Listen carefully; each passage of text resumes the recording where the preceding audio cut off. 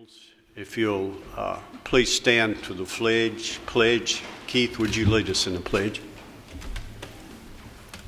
I pledge allegiance to the flag of the United States of America and to the republic for which it stands, one nation, under God, indivisible, with liberty and justice for all. Please remain standing for a moment of silence.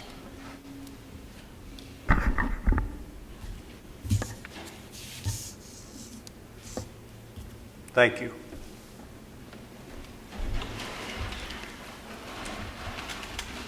Call roll, please.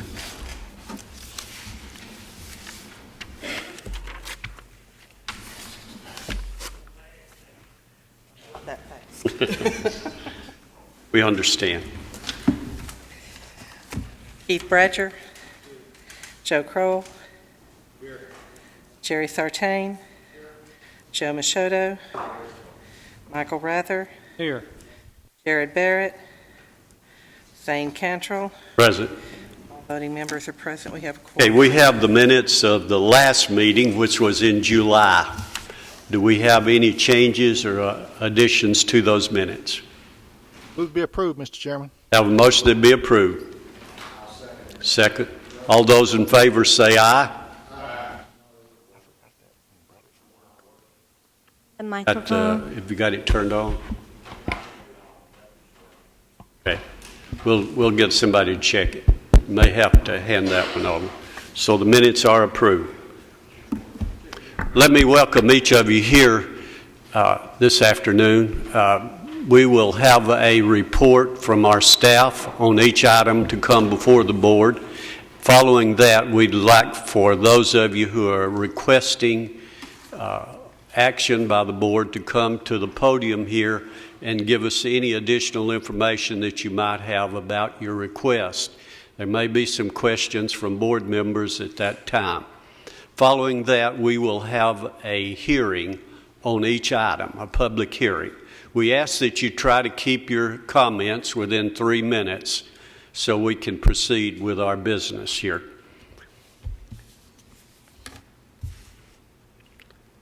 The first item we have is a request by Benchmark Companies, and they're asking relief of a paving parking area. What do you have on that, please? Thank you, Chairman Cantrell. Application 2014-54 involves the property located at 5555 Miller Road. It's a 7.46 acre parcel located in the Employment Activity Center District. And application 2014-54 is seeking variance relief from the development standard requiring paved parking. And the property itself is being developed as a mulch business. You may recall in May you considered a request for variance relief to a fire hydrant waiver, which was denied. And in order to be able to continue moving forward with his development plan, the applicant has opted to sprinkle the building and received approval from the fire marshal to sprinkle the building to meet our local development standard. Now, as he continues construction, you can see in the photos here, the building is already erected, and there is mulch being stored on the property. But in order to get a CO and to be complete with all of the improvements, he would like the option to be relieved from paving the parking and just use gravel for the drive access areas as well as the parking area that serves the business. Staff found that the request itself did not meet the criteria for variance relief. We received questions or calls with questions for the application and what they were seeking, but no one indicated any opposition to the request. These are photos of the property, the surrounding property, the mulch that's being stored on the property, the building that's being constructed. And we posted the zoning sign on the property. This is the site plan that was approved by the Planning Commission. It was approved. It indicated that the parking areas and access areas would be paved. And now the applicant would like to deviate from what was approved by getting variance relief. And that concludes our presentation. Do we have anyone here representing this request? If you'll come around, please.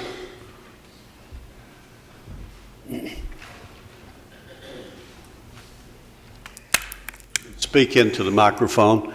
Do you have any additional information you'd like to share with us on this request? No additional I information. need to get you to give me your name, please. My name is Scott Gravy. I'm the owner of Benchmark Companies.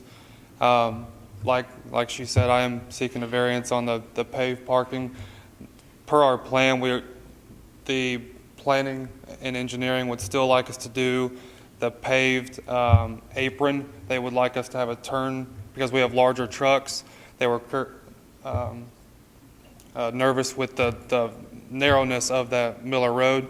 So we are still seeking to pave the apron going into the property along with about a 150-foot turn lane. But this variance would put us in line with other companies that are like companies in that area, Holton Concrete, Kids on Play Systems, Champion Recreation, that have that paved apron going on that ties into the public road, but then the parking area is gravel. We're not open for retail. It's just strictly for we're wholesale manufacturing, so we only deliver products. So it's not going to be a highly trafficked area, which is really why we're looking for just the variance. Do you have a timeline on when you will complete that parking area? I'm looking in 2 weeks. Pardon? 2 weeks. No, the paving, eventually to do the paving. It will be the next 2 years. Can you narrow it down a little better than that? Well, what we'd like to eventually do is concrete. And what we end up with concrete is a significant cost. So it'll be in sections. Just because we have heavier duty trucks, a little nervous as doing the tar chip and paving or just strictly the paving, trucks turning off that road, starting to crack, larger equipment. Well, I understand all that. You need to give us a little bit more of a timeline on when you think you'll first start this out. Quicker than 2 or 3 years. Can you do that? I'm not sure exactly what you're looking for. The companies that I mentioned, and that's just by my research, commercial companies or commercial property within a mile of where that location is, are currently in operation, have been in operation still. I understand that, but Any questions from the board? Yeah. When you submitted your site plan, you knew it was asphalt. well, this is actually tar chip and paving is what. So why now do you not want to do it after that being your submittal before? To be blunt, just I was naive. This is a one-off project for me. This is the first project I've done, and I'm acting as the GC for to kind of keep my arms wrapped around it, and it was something I thought I had to do. So getting into it, I actually thought I already had a appeal process or the approval to not pave it, but I've been through so many planning commission meetings and variance meetings that it's all run together, and I was told by engineering that that's one thing I hadn't done yet, so that's why I submitted for it. I think, Mr. Chairman, what he's asking you is, are you asking us not to do it at all? Or are you asking us to give you more time to do it? No, I'd like to do it. I don't want it to affect my CO. So to answer your question, I'm looking to pave it or concrete it in sections, and I'm looking for it to be completed as per the plan within 2 years. But okay. That's kind of what we wanted you to give us some timeline there. Yes, sir. Keith?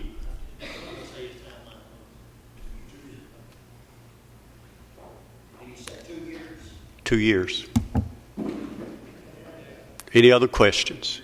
Thank you. You may be seated. We'll open this for a public hearing for anyone who'd like to speak on this request. Close the public hearing. We have a motion on it.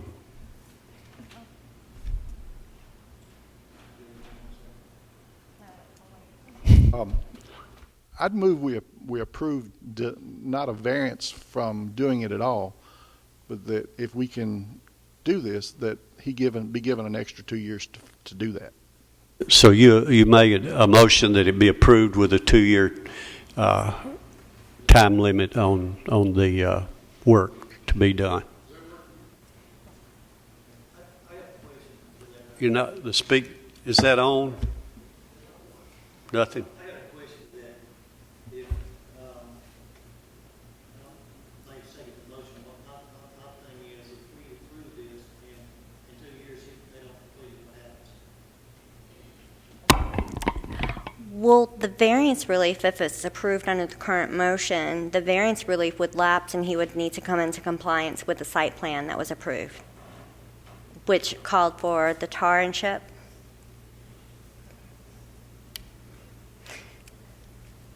Well, I'm a jury, I mean, I don't want to just not approve it. I'm just saying, if we approve it based upon the condition that we're in compliance, and be finished in 2 years, if he does not come in compliance and that don't happen, then what repercussion, what do we do? What do we, I mean, he's Well, got he would either need to come into compliance or come appear before the board for another variance. All right, thank you. It'll have to be reviewed within that 2-year frame. Do we have a second?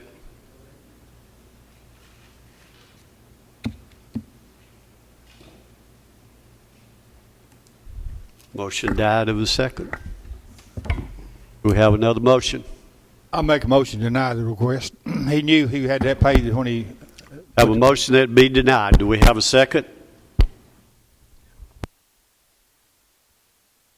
Have a second.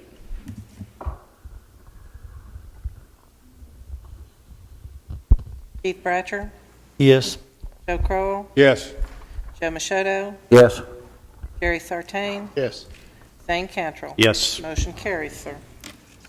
Next item is a request by Kevin Ray Buck, and this is for the seasonal attraction, and the location is John Bragg Highway. I believe this has been done in the past. Is that right? Yes. Okay. Thank you. Application 2014-55 involves the property located at 3815 John Bragg Highway. It's a 9.23-acre parcel, and the applicant is seeking temporary special exception approval for a seasonal attraction on a property located in the RM medium density zone. Mr. Buck, the applicant, has appeared before you since 2010 every year requesting approval for the seasonal attraction.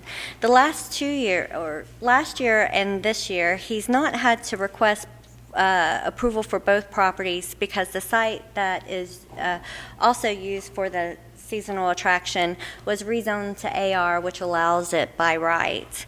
But the second site, the 9.23-acre parcel that we are discussing today, that is zone residential medium, he would like to use for overflow parking and egress. It kind of helps with the traffic circulation during the Haunted Woods attraction.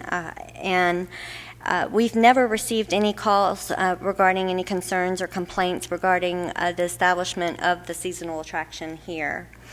Staff recommends approval.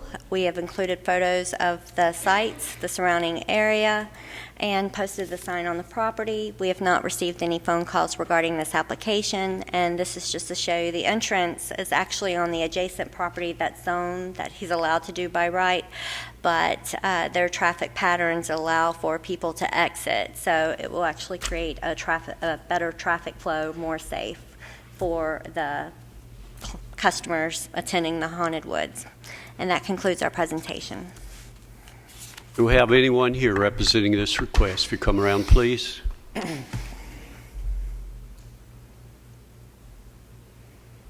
For the record, would you give us your name? My name is Kevin Buck, and I am the owner of Myers Creek Haunted Woods. I'm here today to seek temporary condition for this land to actually make it to where the road from my property actually is just one driveway right out to the other. All it is doing is taking the exiting traffic from my property onto John Bragg Highway and creating a one-way access onto the road for safer exiting off of the woods. Any questions? Thank you. You may be seated. We'll open this for a public hearing for anyone who'd like to speak on this request. Close the public hearing. We have a motion on it. I move to approve it. Have a motion to be approved. Second. Have a second.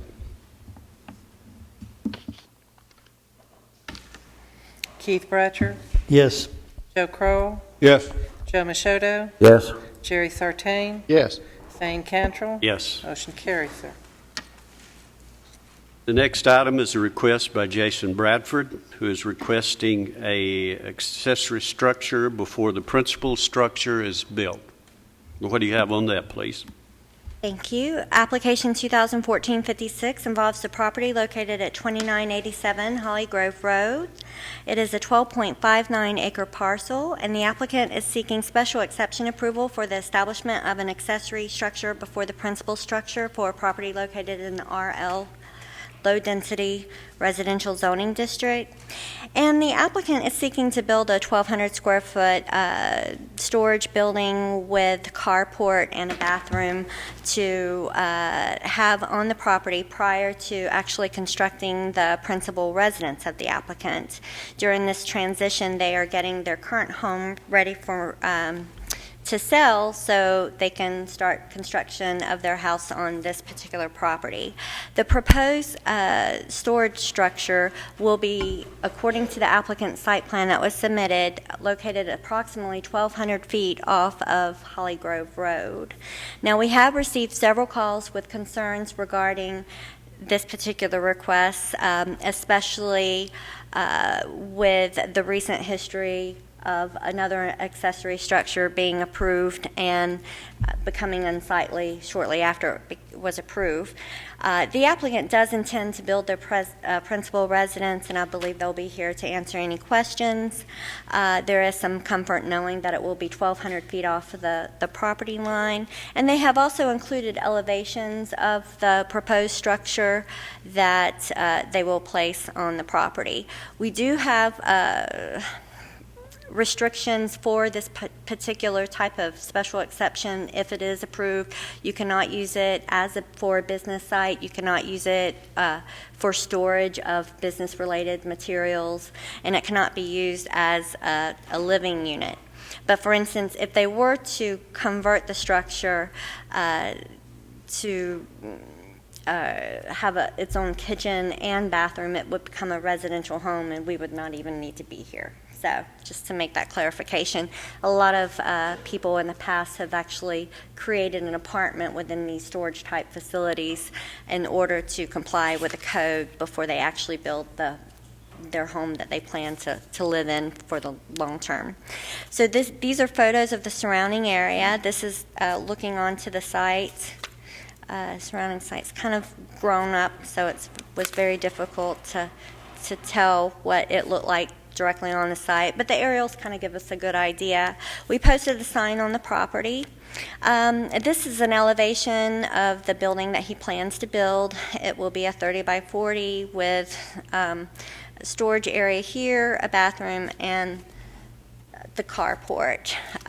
This is the plan that was submitted. It was a little misleading, the plan that was submitted by the applicant that we sent out to the surrounding owners, but just to clarify it, this is the approximately 1,200 feet off of Holly Grove Road. So it will be tucked back well off the road, and you would not be able to see it from Holly Grove Road. And that concludes our presentation. Do we have anyone here representing this request? If you come around, please.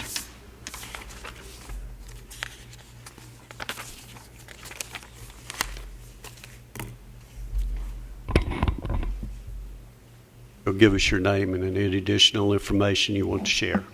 My name is Jason Bradford, and as she said, we're just looking to build it before we build our home so that we can move all of our stuff out, get our current home ready for sale.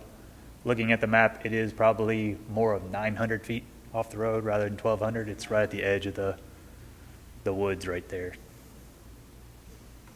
Go ahead. Now, you plan on building a home. What is your timeline on that? Honestly, as fast as I can get out there is my time plan.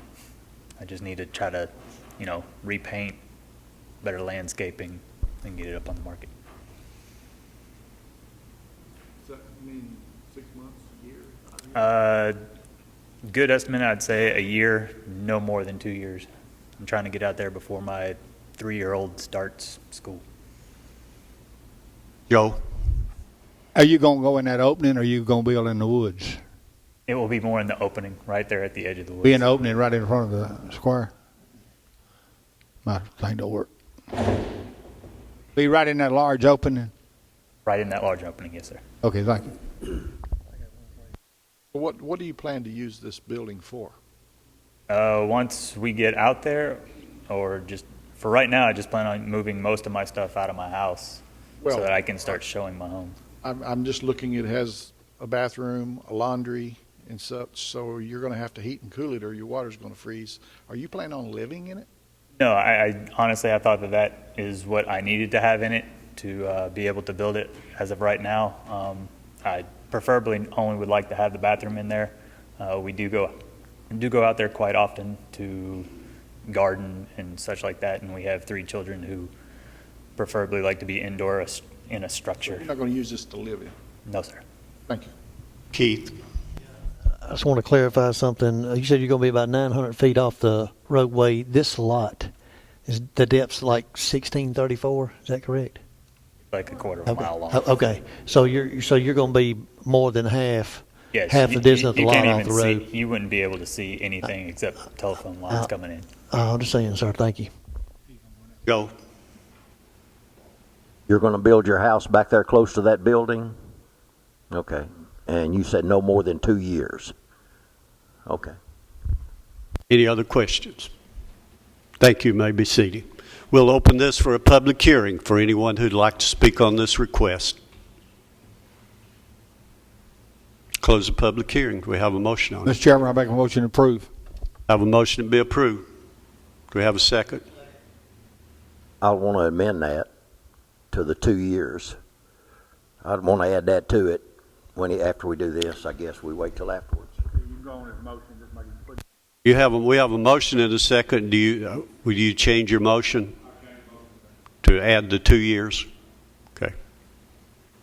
The second one, okay with that? Okay.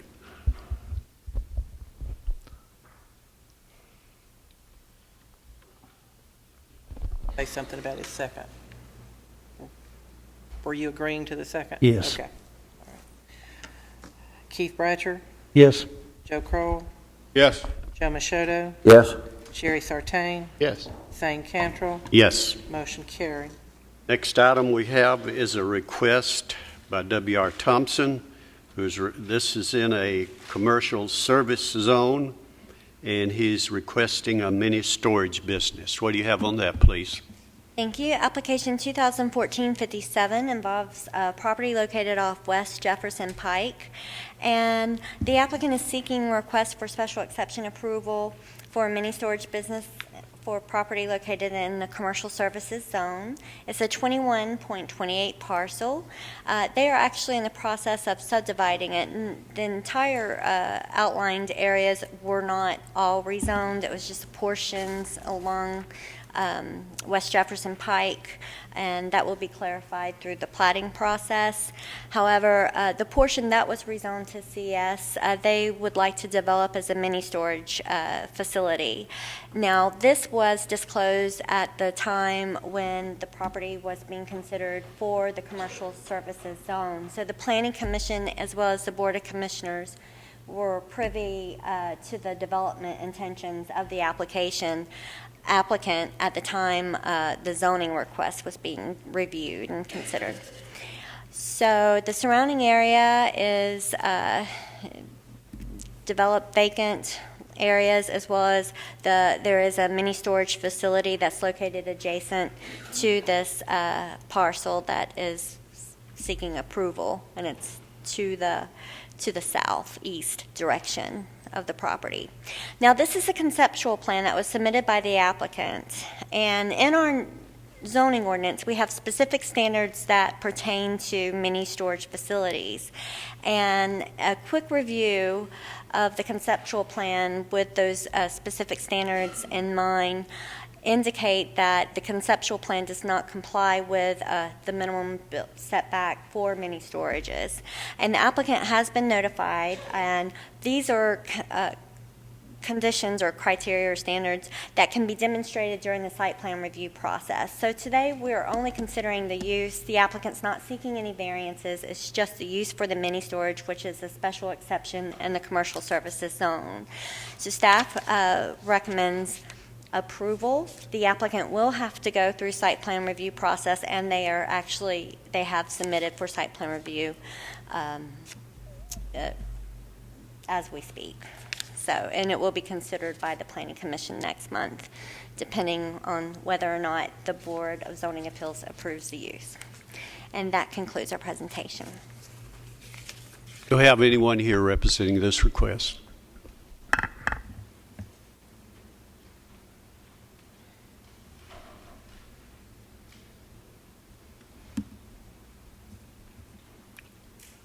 If you give us your name and any additional information. Sir, my name is Clyde Roundtree. I'm with Huddleston Steel Engineering, representing Mr. W.R. Thompson. And I'm open to any questions you may have. Is that all? Yeah. Okay. Do we have any questions? You may be seated. We'll open this for a public hearing for anyone who'd like to speak on this request. Close the public hearing. Yes, sir. Mr. Chairman, I'd just like to make a comment. I know back some time ago, some of them may not have been on this board at that time, but this piece of property was, at one time they had done, excavated the dirt now there, and for quite some time it was an eyesore. So I am glad somebody has purchased this property and going to develop it and make it something nice, so other than what it was. So. I certainly remember what you're talking about. It was a mess out there, and thankful this board worked with the folks out there and finally got it into shape now where something is being proposed that I think everybody can live with, and you're exactly right. I'll entertain a motion now. Make a motion to be approved. I'll second it with a... Have a motion to be approved in second. Chairman, I'll second it with a condition, just that we approve it with, that it meets site plan approval. Yes. Yes. I didn't know if, did you open this for public hearing? I don't know if I heard that. I just wanted to make sure. Yes, we did. Okay. Thank you for reminding us. We don't want to ever forget that. You may proceed. Keith Bratcher, Yes. Joe Kroll, Yes. Joe Machoto, Yes. Jerry Sartain, Yes. Dane Cantrell. Yes. Motion carried. The next item we have is a request by Scott Finley. I'm sorry. No, we don't. That's it's Nicholas Mangrum. And this is a request for a major home-based business, lawn maintenance services, and this is in a medium density. What do you have on that, please? Thank you. Application 2014-58 involves the property located at 3724 Leanna Road. It is in the RM zone, and the applicant is seeking special exception approval to establish a major home-based business involving a lawn maintenance service company upon the property. It's a 2.57 acre property that borders the city municipal limits to along its rear property line. And it's difficult to tell by the aerial photo, but this large tract that's owned by the city of Murfreesboro is used for the where you dump treated effluent upon it. And surrounding properties include farms and residential homes. The applicant has indicated in his application that he has 3 non-resident employees, and that the reason they are seeking major home-based business approval is because that they park 2 business vehicles that are used for the business upon the property, and he will store equipment in a 10 by 14 shed that's located adjacent to the garage. Now, we have not received any calls from surrounding neighbors. However, we have heard from a commissioner who has indicated that he has received phone calls with concerns about the operation of the business from this site. These are photos of the surrounding area. We posted a sign on the property. This is the existing home that the major home-based business will be housed out of. The applicant has indicated that they will park vehicles on this driveway and on the side of this driveway, and the shed that was shown on the site plan in the packets and will be shown on a graphic later on in the presentation is adjacent to the garage and the surrounding area and the site itself. We posted a sign in the front yard, and you can see the applicant proposes to park the business vehicles here, and the storage shed is located here. The applicant intends in the long run, if the operations expand, to probably find a site that's more suitable to the operation of businesses. However, at this time, he's not in a position to, and he would like to use his home address as his business address. And that concludes our presentation. Do we have anyone here representing this request? If you'll come around, please.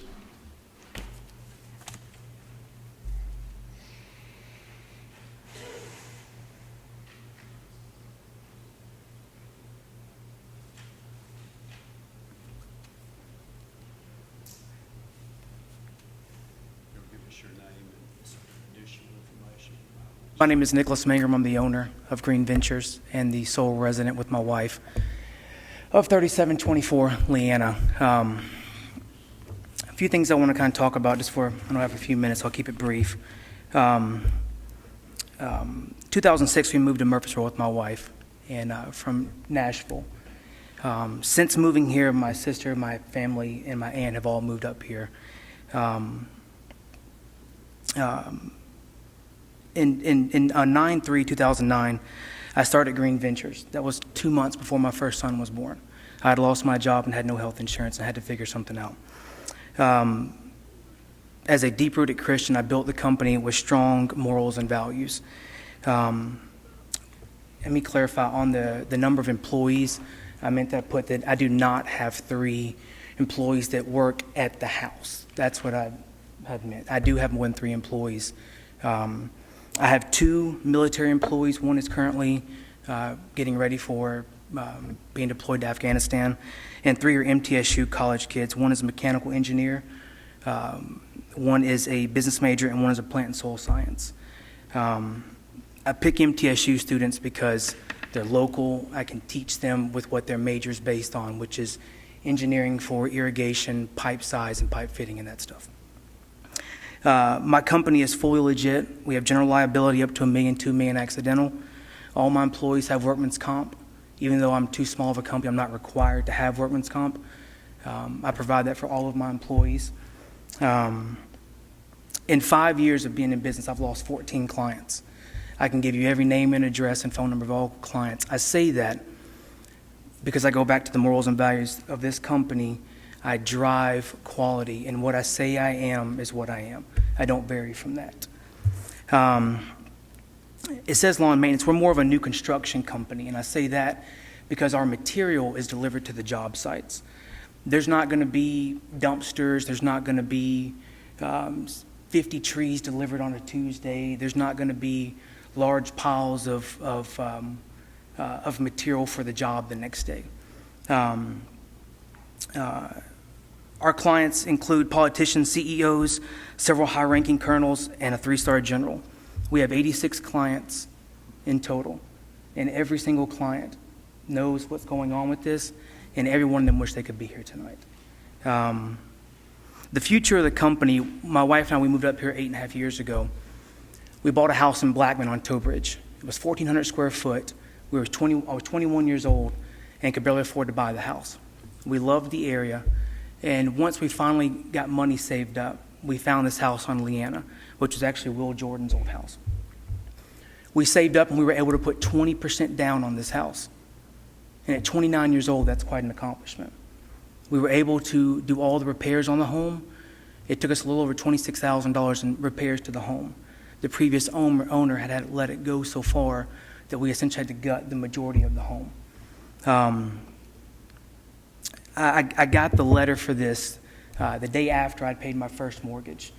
My wife, who is expecting the end of this month with our second child, and a 5-year-old, while I'm trying to renovate a home, is not the easiest. So with the timeline of always getting the property cleaned up, it did take me a few weeks. We closed on the house June 10th, but it took us at least 30 to 45 days before we could actually move in it because it was so much construction was needed. The future of the company, the intent of any business is to grow to a certain point. I have no intent of having this company at my home in 3 to 5 years. My intent is once it reaches a level to where I can afford a commercial building on Broad Street, to where I can advertise, that is my full intent. We have 2 commercial trucks, and that's the size I intend to keep it at this home, because it is just that, it is my home. It's where we have barbecues on the weekends. I have no intent of building a Home Depot in my backyard. This is nothing more than a way to afford this home until I can afford to grow the business. I'll open the floor to any questions. Do you have tell us how many vehicles you'll have parked on the site? In the evening or during the day? I assume you would be out all day, is that right? Yeah, it varies because my employees are MTSU students. The way it is, in the evening, my wife has an Xterra, I have a Nissan Titan, and then we have 2 commercial trucks. That is what is there in the evening time, except for when Nene and Papa come over for the grandkids and all that. During the day, the 2 commercial trucks and my Titan are gone, and then there are some days 2 trucks, some days 3 trucks. I have my guys carpooling to minimize the effect, because again... The trucks will have trailers on them, is that right? No, sir. So all of your equipment will be on the trucks? That's correct. The trucks are there. Can you park the trucks in a place where they would not be seen? Today I could not, because we bought the property with the intent of eventually putting up, not for the business, but for my personal use, a pole barn or some kind of a storage unit. But at this moment, the trucks are too big to fit into the 3-car detached garage. But the trucks, since having this come I understand. We'll open this for questions from the board. What size trucks are these? They're both Isuzu MPRs. They're non-CDL required. Are they pickup trucks or what are they? It's a landscape, like it's a cab over truck. Non-CDL, no air brake, just a regular driver's license to operate the Do you vehicles. have a front end loader? No, sir. What we have, used to have that years ago, sold that to get what's called a dingo, like a mini skid steer. And it's a 10-foot trailer that fits the trencher, the auger, and it's all on that one attachment. And my intent with the equipment... Is it on that property as well? It is for now. The intent, and we had it inside the garage for so long, but again, with an 8.5-month wife pregnant, we had to store stuff in the garage until we can slowly... So that trailer sits on your lot? Correct. 2 trucks sit on your lot? Yes, sir. And you only have 3 employees, right? No, I have more than 3 employees. How many employees do you have? It says 3 here on our paperwork. Yeah, when I was reading the requirements... How many do you have? It said 3 non-resident. How many employees do you have? Today we had 4 working. On Fridays, we have 5 work on Fridays. Because the young men go to class at MTSU, and some work Monday, So Wednesday. the most you have is 5 people, 5 employees. Plus myself is 6. Now, summertime... And how many cars do they drive to your property? 3 vehicles. 3 vehicles. Yes, sir. Thank you.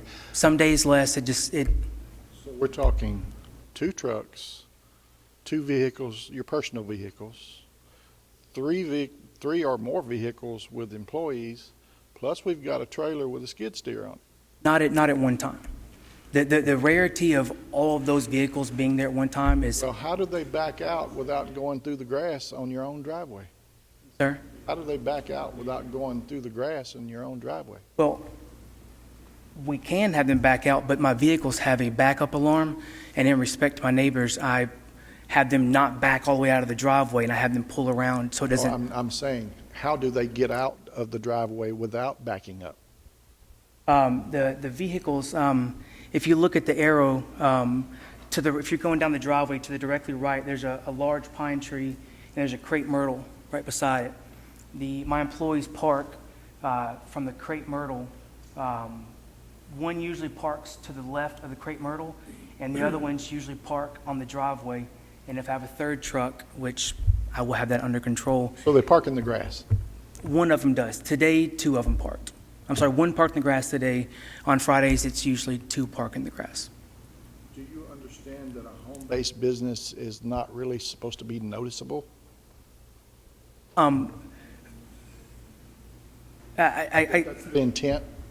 What? Okay. I guess I was understanding the minor home-based business versus the major home-based business.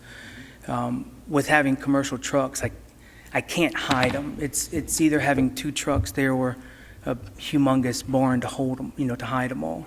But again, my intent is not to keep it there. My intent is to have it until I can get road frontage on Highway 96 to grow my company, to get something like a Martin's or something like that. But as a small business owner, you have to stay within your britches size. If you get too big, I don't do debt.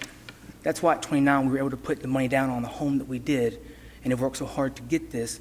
We don't do credit cards. We don't go out and lease a $40,000 building that I can't afford. That would be silly for me as a father and as a business owner to young people that I employ. I got a couple of questions, Mr. Chairman. Really, I'm familiar with this home, with this site, with this area. I guess if you're facing that house to the left, you would have there's some other property owners. I guess they actually face Cherry Lane. Is that correct? And their back to their property would be to your side. Their back's back into Okay. the Have you spoken with them, and they have no problems with what you're going to do? Once I got the letters, the day we moved in, everyone was so excited that we had bought the property because the property was so run down. Yeah. I understand that. Once I got the letter, my question is: have you spoken with them, and they have no opposition? Do we get any opposition from them staff? Danielle, did we get any opposition or any from those property owners? I have not received any phone calls, nor has staff received phone calls, but we have heard of opposition from a commissioner. And I guess they'll have an opportunity to speak here in a public forum here if they want to. And then besides those properties to the right of you or left, yes, sir. Everything else is surrounded by the property that the city owns that they do the treated water on, correct? Yes, sir. And then the only other properties would be across the road from you. Okay. I'm just saying this is a rural area. It's not like it's in a subdivision. That's correct. Okay. And let's see. This is on 2 acres. Okay. All right. Thank you. To clarify on that, when I got the letter in the mail, I did go to speak to all my neighbors. They all voiced a few opinions. I had detailed speaks with all of them. I believe some of them a couple are here to talk about it. But I did go speak to every neighbor once I got the letter. Because, again, this is my home for the rest of my life probably, so I want to be neighborly. I don't ever want, my wife comes from a small town where everybody knows everybody. And that's why we moved to Rutherford County away from Hermitage, because Hermitage had gotten too big. And that's why we moved here. Joe? You have 2.5 acres. Yes, sir. What's wrong with you doing the driveway all the way around the rear of your house? Speaker's not coming out, is it? What's wrong with you building a driveway to the left of your house or to the right of your house, preferably probably to the right where your driveway is, and putting a fence or tree line up to where the neighbors cannot see your vehicles? That when we bought this home, we did a chalkboard and put all these ideas out. And the reason why I would not consider that is, like I said a while ago, this is not a long-term thing. So I don't want, we bought the house, 'cause when you walk outside and you look and you see the view of the But we back. may not approve you unless you do this, you know. In my opinion, I thought it would be less of an eyesore to have one vehicle on the driveway, one off the driveway, behind one of the residents' fence, which has large holly trees. When you got a total of 7 vehicles and a trailer, Well, right in your little narrow driveway in your front yard, that's a lot of vehicles parked. Looks like a, you know. but what the trucks, when the guys get there in the morning, they immediately jump in the work trucks and they leave. So like if you go by during Yeah, the but day. in the afternoon, weekend, you got a total of, you got 2 personal vehicles, right? Mine and my wife's. You got a total of 7 vehicles No, sir. and a trailer. Well, On the weekends, there's the 2 commercial trucks, my Titan and my wife's Xterra. The employees do not work on the weekends. I have a well, it's a 10-foot trailer. It's a little ride-on dingo. But it stays directly beside, and then once the garage gets cleaned out, because whenever they took, that just came out a couple weeks ago, because we were forced to store stuff in the garage. That will stay in the garage to keep it out of the weather, for the seals and all that. Yeah, I don't want to beat the horse to death, but I just got one final thing I want to say, Mr. Chairman.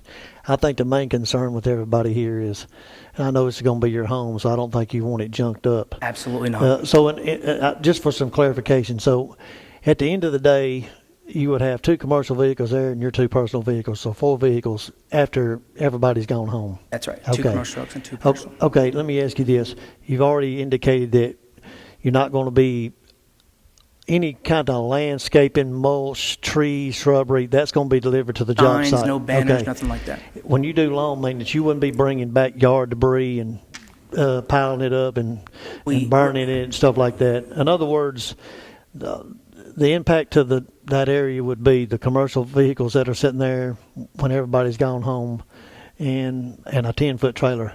Everything else that would fit in that garage would be in that garage. Okay. When we first bought the house, the pool, the Ely Agnes had overgrown the pool so much, we ripped all that down, and we did have debris in one pile that the neighbor said I could have to burn it instead of hauling it off. But all of my guys, we haul all of our material to the dump on Florence. Okay. And then we use the landfill over here in Murfreesboro. Because again, this is where Okay. we live there. I think don't that's the wanna- main concern of everybody. You just don't want, a home-based business is supposed to be like, really, there's not a business there. The lowest impact is possible. That's correct, yes, All sir. right, thank you. Any other questions from the board? Thank you. You may be seated. Thank you. We'll open this for a public hearing for anyone who'd like to speak on it. If you'll come around to the podium, give us your name and any information you'd like to share.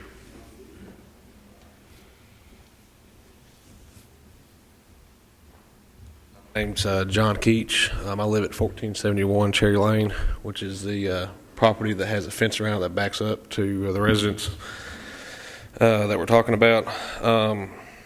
I've lived there for the past 5 years, and whenever Nick bought the house, like he said, we were excited that somebody was going to be taking care of a property that was falling apart. But once he got started with his lawn care business, we didn't know that it was going to be there, or that he was going to be doing that. But I think at the end of the day, our property is the one that is probably the most affected by it. I walk in my back door and I see his trucks. And I've talked to him about it, and he has done a good job of getting it cleaned up from the state it was in before, and he keeps his trucks fairly neat, parked and everything. But also, with the vehicles coming in and out during the day, there is trucks parked in the front yard. I guess bottom line is if he's going to be expanding his business, is there going to be more trucks a year from now till he gets to the point where he can buy a bigger building? I think we may just kind of be leaving this open-ended if the variance is approved. That's my concern is during that time frame, the next 3 to 5 years, is there going to be more vehicles, more trucks, that kind of thing. That's really about all I have on that. Thank you. Appreciate it. Next.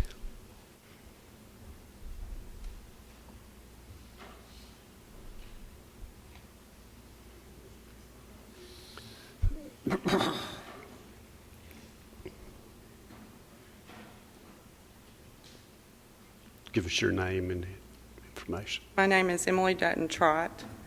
My husband Mark and I live at 1451 Cherry Lane. We do not support the zoning appeal. Our backyard is the other backyard that adjoins Mr. Mangram's. We and our neighbor, the Keaches, would be the most affected by a zoning change. We spend a lot of time in our backyard, and now what we see are large pots of trees and shrubs, work trucks, a trailer with yard equipment, landscape rock, block left over from other jobs, employees parked in the front yard. Also, Mr. Mangram did create a burn pile in the center of his backyard, which is directly off of my back porch, which he told us was temporary. He did finally burn that, but a few days later started another one, which is still there today. He stated that he takes his debris to the convenience center. However, I've watched his employees unload debris from his commercial trucks to the burn pile. He came to our house on August the 14th after he had received a letter stating that he was not approved to run a business from his home. And at that time, he did attempt to clean up the front yard. However, from our backyard, there is no doubt whatsoever that he is running a landscaping business from his residence. I did question Mr. Mangram as to when he was going to remove the buckets of trees and shrubs at that time that are in the yard behind his garage, along with the extra landscaping rock and block. He stated that the extra trees would always be there because that was where he stored them when he bought extra for a job. Mr. Mangram's open letter states that he intends to grow his business, which generally means more employees and more equipment. All of this is in plain sight when we walk out our back door. We live in a beautiful residential neighborhood, and we want to keep it that way. We purchased our home 7 years ago and take great pride in the appearance of our property. We feel that having a landscaping business directly in our backyard will lower the value of our home. We ask you to deny this zoning appeal.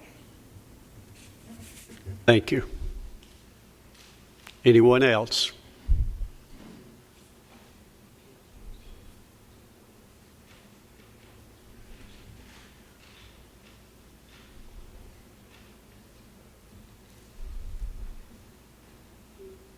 If you'll give us your name and your information. My name's Kelly Mangrum, and my husband Nicholas Mangrum owns the company, and of course I'm here to support him and to support our business. Just to clarify a few things about that, a lot of the shrubs and stuff that are there, we have yet to have a chance to actually landscape our own home because we've spent all of our money renovating and doing what we want to do to the house.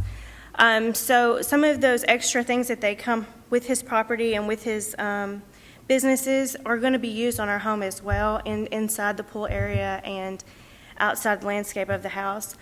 And we are super neighborly, and we definitely have tried to please our neighbors and talk to them about what we can do to help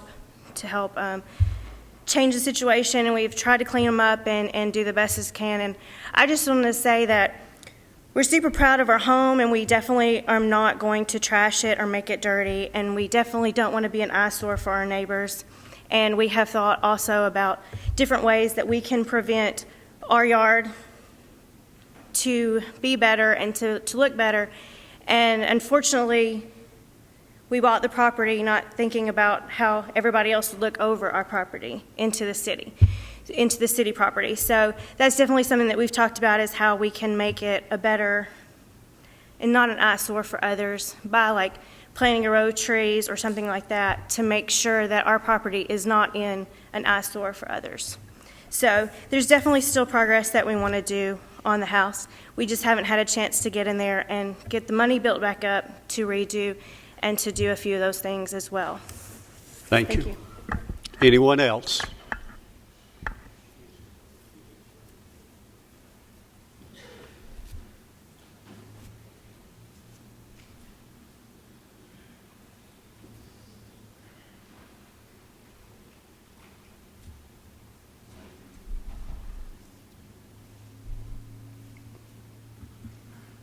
I am Melody Romans. I live right across the street from the Mangrams, and I'm proud to have them as neighbors.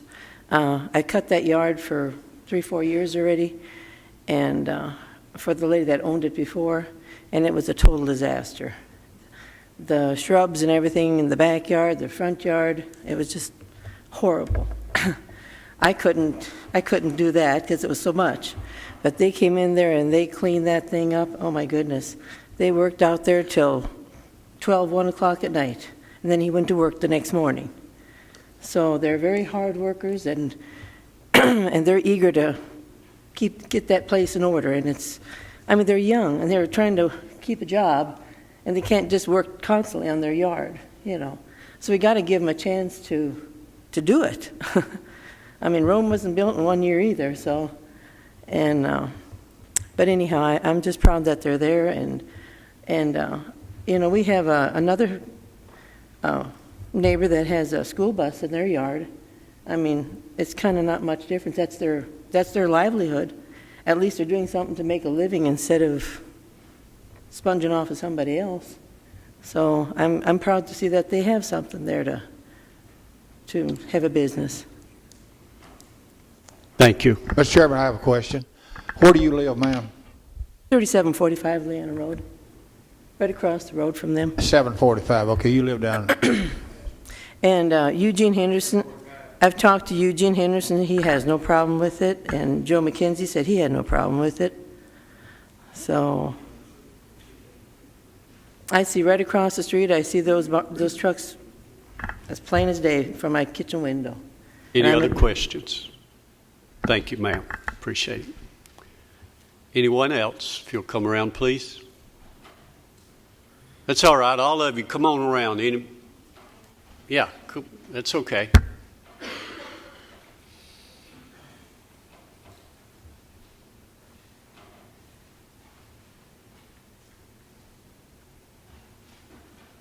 Gary Greer, and I live at 3725. I'm directly across the road from him. And when they bought the property, I was really happy that they bought the property and started working on it. I'm with the neighbors over here. There was a lot of stuff out there.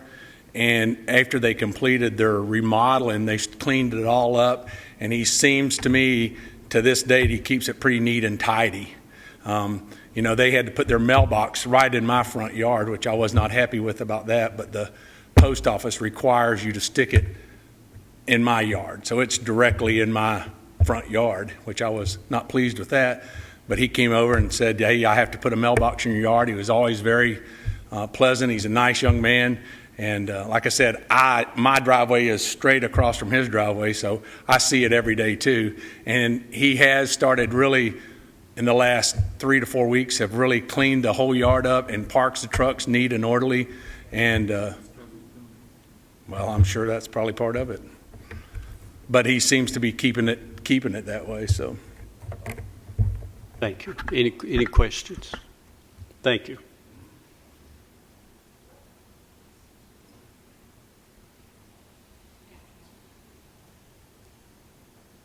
My name is Margaret Hosfeld, and I wrote it in letter form so I wouldn't forget anything. I currently live at 219 Towbridge Drive in Murfreesboro in the Blackman community. Nick and Kelly, they were my neighbors for 8.5 years. I remember when he lost his job and he created this company, and he has been a very hardworking young man, a family man, a good Christian, and a good citizen in this community. During the time that they lived next door to me, his landscaping vehicles, tools, equipment never created a disturbance or an inconvenience to me personally or to my residents.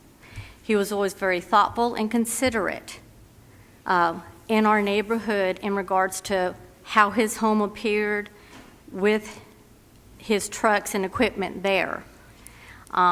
If he had an ongoing situation of any kind, he always kept me apprised of it. Miss Margaret, we may be coming in after 7 o'clock this afternoon on a big job. You know, if there's a noise situation at any time, let me know. He was always a good neighbor, and I never had a problem with him operating that business. And his home was probably one of the nicest homes on our street, even with that equipment and those trucks in the driveway. His landscaping was always immaculate. He took as good as care of his own property as he would a client of his. He was also very helpful to me when my husband was deployed twice and making sure that I was taken care of at all times. And it's in my opinion that he should not be penalized or prevented from operating his business on his new property. The purpose of buying a bigger property was to alleviate the closeness between the houses because our houses were very close together. And I feel that it would be an injustice for him to be unable to provide for his family and to continue to serve his company because his company beautifies our neighborhoods and our new subdivisions.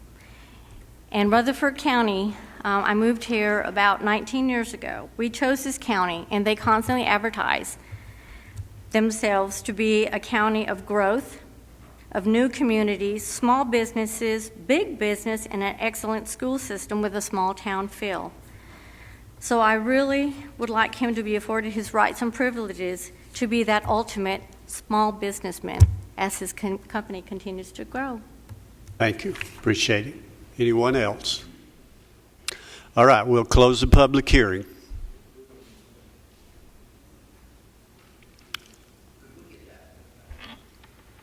Could we talk to the applicant one more time? Sure. Would the applicant come around?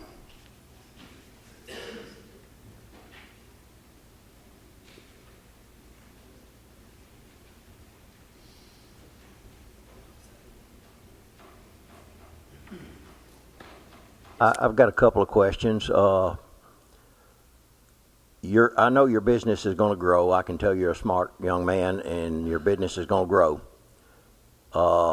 At what point, in other words, you got 2 trucks now, 3 trucks later, 4 trucks.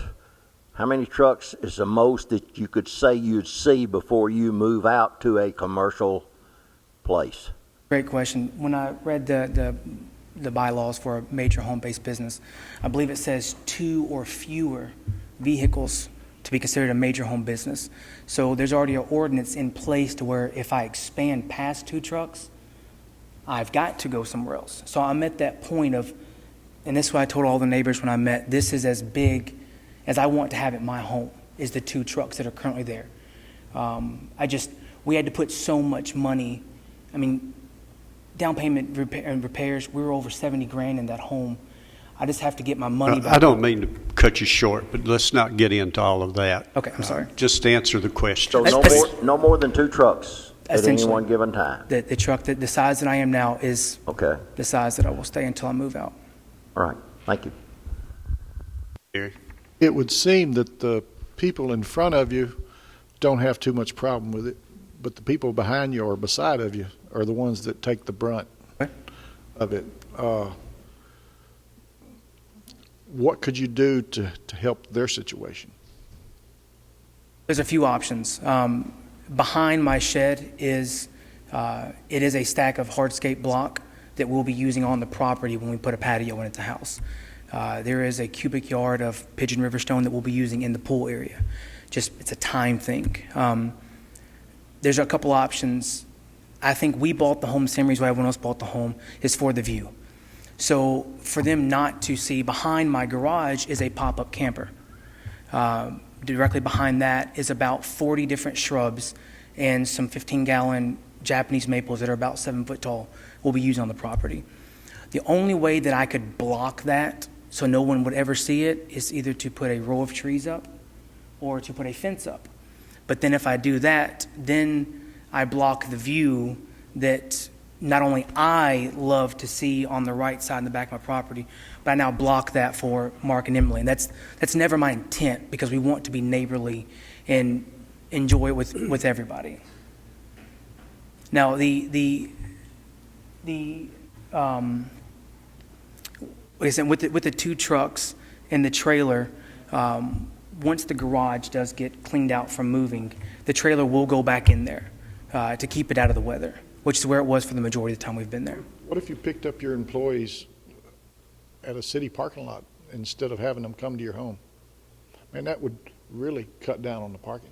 It does, but then that creates, in a service industry, sometimes one guy's sick, or I got guys that work in Spring Hill or they're in Dixon, and it's sometimes orchestrated, it just, my emails go continuously, so some days the plans change instantly. So always, because I have a 5-year-old that has to be picked up from school, preschool at a certain time, having my employees in the car, I can't go pick my son up, it would create a major obstacle that I would have to hurdle every single morning and every evening.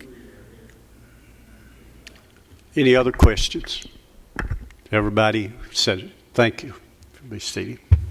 Mr. Chairman, I just want him to know that we're for his business. We're not trying to prevent you from making a living, man. Absolutely. I completely understand. Thank you all for your time. Now, we've closed the public hearing. Any other comments from board? Can we do this for 1 year and take a look at it after a year? Speak into your... We do this for 1 year and review it at the end of 1 year. You can ask the review at 1 year.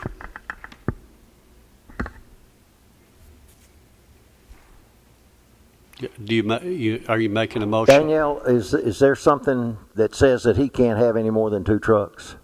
The limit that's established in the major home-based business criteria is 2, no more than 2. However, there's always the possibility that in the future they could seek relief to that, but that would require coming before you again. So we don't have to add anything to it? No, sir. What's in place? Wait just a minute. Joe, are you through? I'm ready to make a motion. Wait just a minute. Joe, are you through? Okay. Joe? I'm prepared to make the motion, but I want to review it after 1 year and a maximum of 2 company vehicles. That's my motion. You have a motion. We can discuss what you have to say in a minute. Do we have a second to it? Died because of a second. Okay. I might second it. I just need to ask the question first. Okay. The 2 trucks, which are company vehicles, the 2 vehicles does not include employee vehicles, right? No. Motion now. My motion is that we review it at 1 year, and he has a That it maximum be of, approved and reviewed in 1 year. and maximum of 2 company vehicles. Do we have a second to that?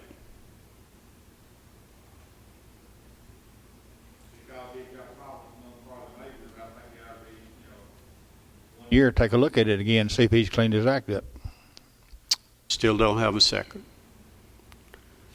Died because of a second again. Do we have another motion?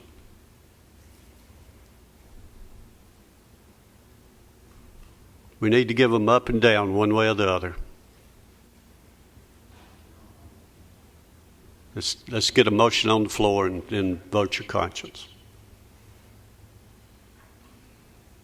I'll second his motion. Say it again. Thank you.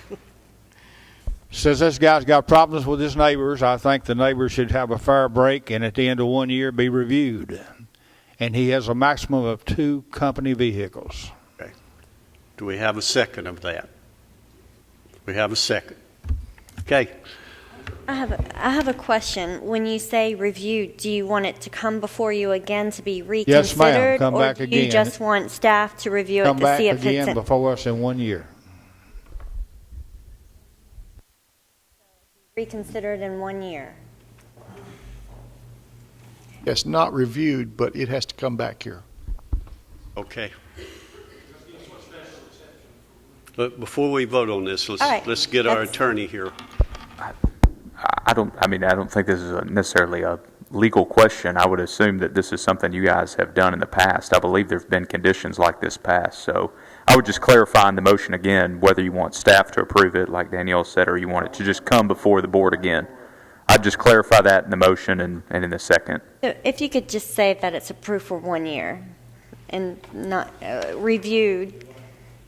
I had just assumed the staff review this. I'd rather it come back before us. That'd give the neighbors 1 year. Okay. Is that what? Yes. All right.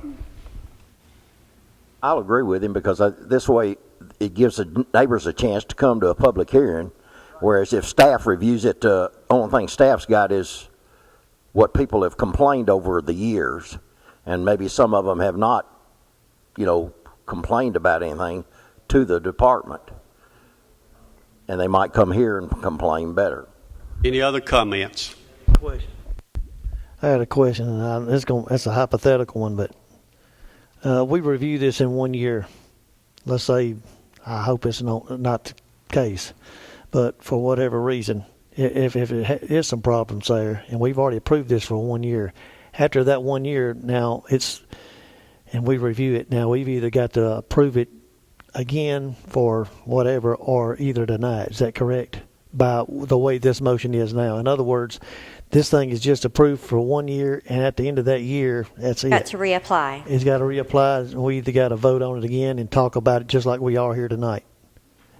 And have That's correct. the residents or whoever has another opportunity for a public hearing. Well, I'm just wondering that's what this It's motion just- means and what. Okay. I would just give wanna a make sure I different understand. view on that. Unless I would give a different view, but I'll. I'm just saying, with the motion he's made and the one he seconded, with everything I explained, is that what would happen? Well, when he said reviewed, I was confused as to whether he wanted to reconsider and have the application brought back before the board, or like we used to do in the past, we would review to make sure all the conditions that the board established were being met. Okay. I mean, I'm not trying to put words in his mouth. I just want to make sure I understand what the motion So is. what I understand Mr. Crowell's motion to state is that the approval is only for 1 year. Is that your intent? Okay. That would make a difference. And so for 1 year, then after that, this gentleman would have to come reapply just like he is right now. That's correct. Okay, thank you. Is that the way you see the second? Okay. All right, we got a clarification. Got a motion and a second. Call the roll, please. Keith Bratcher, Yes. Joe Crowell, Yes. Joe Machoto, Yes. Jerry Sartain, Yes. Bane Cantrell. Yes. Motion carries. Next item we have is a request by Scott Finley, who is requesting a major home-based business involving indoor baseball training facility, relief from floor area, customer-client visits per day, and size of sign at the property. So you've got 4 items of relief that'll be coming for you on this one item. What do you have on that, please? Thank you. Application 2014-59 involves the property at 6885 Williams Road. It is a 7.75 acre parcel. This is the property and its configuration. The property was recently platted, though it's not reflected in our GIS records as of today, other than a note. But the applicant is proposing to establish an indoor baseball training facility. Along with this request for the major home-based business, he is seeking relief from the standards for a major home-based business regarding the floor area, customer-client visits per day, and sign size for major home-based businesses. The property is located in the RL low-density residential zone. And the applicant is proposing to construct a 6,000 square foot building that will house training equipment for baseball. He expects that they will have more than 10 client visits per day and is seeking relief from the standard. In addition to this, the floor area for major home-based businesses, the board can approve more than 500 square feet, but the applicant has to ask for that, and he is seeking approval for the 6,000 square feet. The applicant would also like relief from the 5 square foot sign requirement for major home-based businesses. He would like to have a 4 by 15 or 60 square feet sign that's placed on the structure. We have received several informational calls regarding this request. There were concerns expressed regarding the traffic. As part of this proposal, if the applicant is approved, they will establish a parking area and access drive, which has already been established.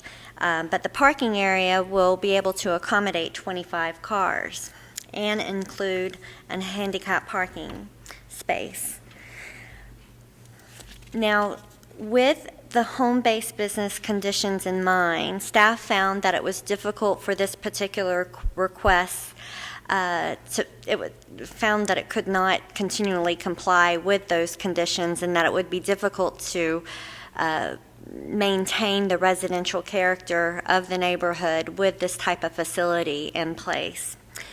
As a home-based business. To have an indoor baseball facility established by right in the Rutherford County, you would need the commercial services zone. And this site would not be a great candidate for a commercial zone. It's located in a rural area. The site is developed as a single-family home, and the applicant also has placed or installed a baseball field located on a property with a scoreboard for personal use. And that was installed last year. That was the improvement to the property that resulted in the applicant having to replat the property to redraw the property lines to show that the field was on the same property as his home site. These are photos of the surrounding area. Now, it has been brought to our attention that there are multiple businesses that are operating from this site. The applicant actually indicated when they applied that his wife had a hair salon or was running that out of the home. We did check with the Rutherford County business licenses, or the county clerk, and they indicated that there were 2 business licenses that were active with this 6885 Williams Road address. One was for a water mitigation company called Rytech, and the other was for a construction company called The Next Level. And the applicant has been notified that you can only have one major home-based business or home-based business from a residential lot, so he would have to select which one he needed. I'm assuming that this is it since he's coming before you. And he would need to have commercial addresses or find another site for these other businesses that are being operated from this home. Staff has also, I know our director has discussed other options as far as maybe including going before the board and creating like a planned development and seeking to rezone this property and have like a development plan for the property that would include both the residential and non-residential aspects of it. But in regards to a major home-based business, we found it didn't meet the criteria and we recommend denial. Do we have anyone here representing this request? If you'll come around, please.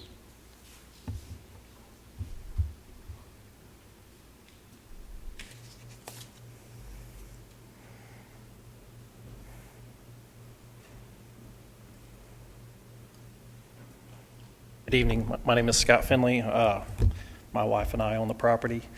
Want to just touch base on a couple of things before I forget that were addressed.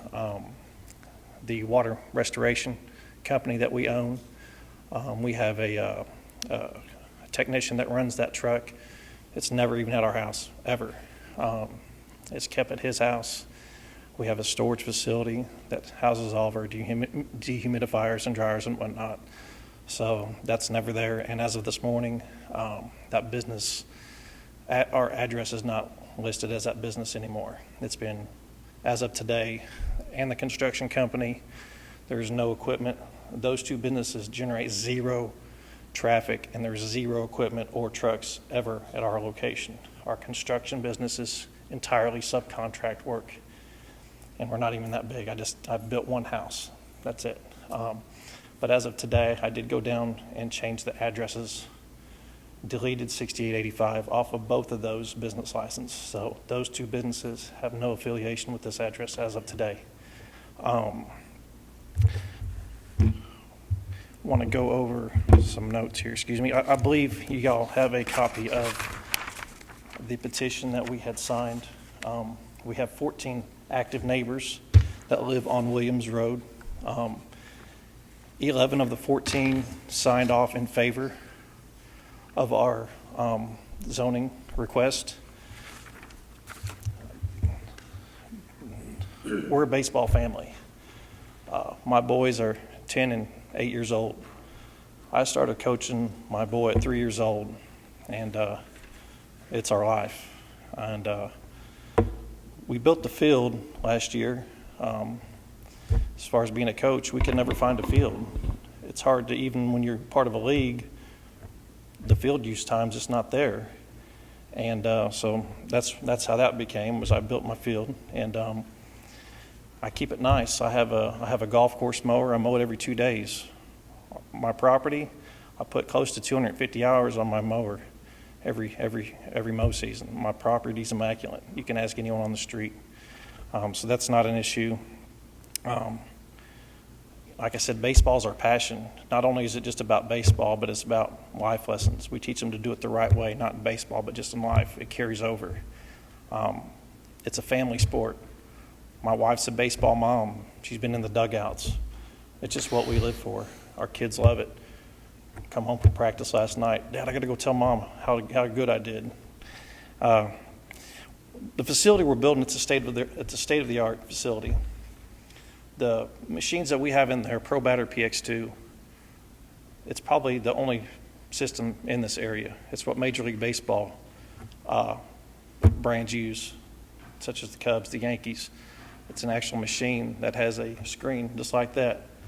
It has the actual video of a pitcher in his windup, and as he releases the ball comes through the screen. It's the best thing for a kid where he can actually get a real feel like he's on the field. I have 3 of those. We'll have 4 12-foot by 70-foot lanes, where those lanes they can hit and pitch. So it's baseball, softball. That's our main focus. I've already have a general manager that's been in the business for 12 years. That's worked with kids. He's going to come. He's already in place to come and run it. Our area needs this.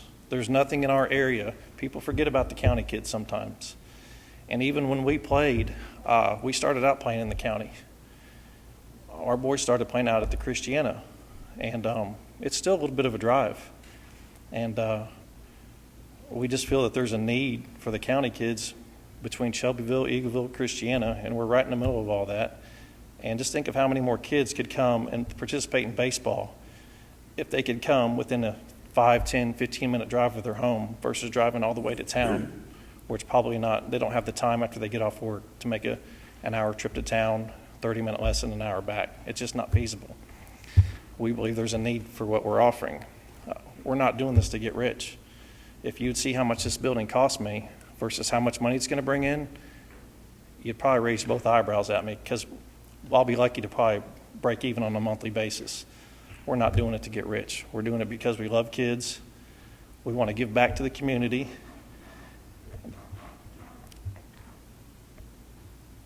Covered the business. I spent a little bit extra money on it. I made the whole facility 100% handicap accessible.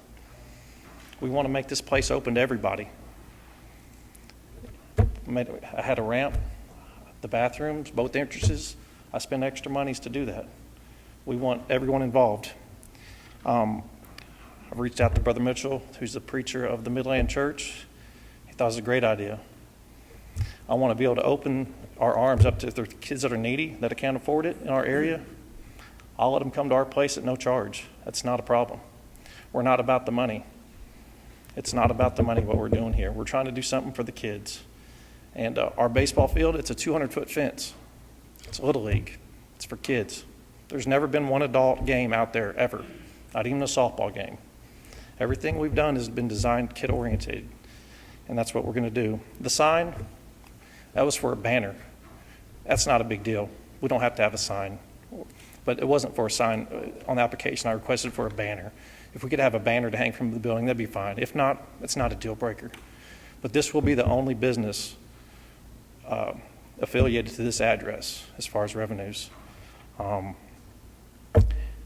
That's pretty much it. If there's any questions, I may have missed something, guys. Okay, we have some questions here. Joe? How many employees will you have?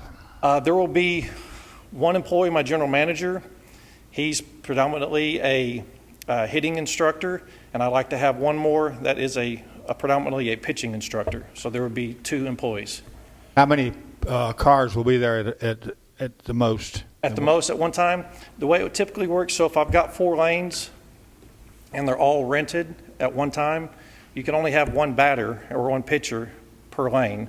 Or if you got a pitcher, you got a pitcher and a catcher. So at the most, there would probably be 8 to 10 cars at one time. What hours will you be running? Typically, the most hours, the typical hours would be like from 4 o'clock in the afternoon to about 8 o'clock in the evening. And on weekends, typically like 10 in the morning to maybe 6 in the evening. Thank you. Jerry? Yeah, just asking some questions. I applaud what you're trying to do and that type of thing. But understand you're putting a major facility in the middle of a neighborhood. So why could you not put it somewhere else? Well, because it's not that you're not doing the good for the kids, but I was looking at your thing, and I only see 2 people that border you on those signature lists, unless you can show me different. I'm going by the addresses up here. There's actually 3. If you will see, everyone that borders our address would be Jamie Lamont is right next door. 6805, her signature's on there. 6707, and the track next to it is the Wayne. Help me out. Gorham, Wayne and Kathy Gorham. They're right behind us. Our new neighbor is at 6707. She's actually here tonight. Help me out. Samantha, sorry. Having a little bit of... And right to the next 6995, that is Marjorie Valdiva. Everyone that surrounds us has signed approval on this. What do you do when your kids get older? What I do when my kids get older? Happen faster than you can imagine. Right. Well, they get involved. They can become instructors. It sets them up also. Baseball's a lifelong thing. I'm 41 years old. My kids are going to have kids. They can use it with their grandkids. I mean, I plan on this being there for the community as long as it's served. Well, the position the board is in is everything about this is not allowable. So we almost have to, every rule that we follow here, we have to say it doesn't apply. So that it's going to be really hard for us to see how this fits in a neighborhood, regardless of the good it does. A hospital is a good thing, but it doesn't belong in your backyard. I don't know how it's going to turn out, but I just understand we're not against what you're trying to do. We just got to see how in the world we can fit it in a backyard. I understand. Any other questions, Joe? I got a question for Danielle. What would be the difference between this and the lawn care business we just approved? Well, it's very different. He's only said that the most he's going to have there is maybe 10 people. 8 cars. Well, the applicant indicated in their application materials that they were providing a parking area to accommodate 25 cars and included a handicap space.